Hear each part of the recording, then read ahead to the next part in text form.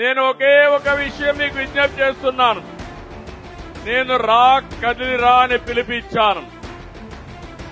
ఇది నా కోసరం కాదు, తెలుగుదేశం కోసరం అంతకంటే కాదు, జనసేన కోసరం కాదు, 5 కోట్ల ప్రజల కోసం, ఈ యువత కోసం, ఇక్కడుండే ఆడబిడ్డల రక్షణ కోసం. ఒక్క విషయం మీరు గుర్తుపెట్టుకోవాలి. మీ అందరి మాదిరిగానే నేను గ్రామంలోనే పుట్టాను, చిన్న గ్రామంలో పుట్టాను. నేను పుట్టినప్పుడు స్కూలుకు పోయేటప్పుడు కరెంటు కూడా లేదు. కరెంటు లేని గ్రామాలను చూశాను.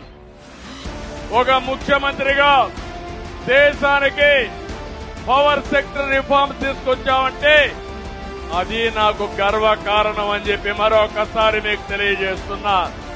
కదలిరా కదలిరా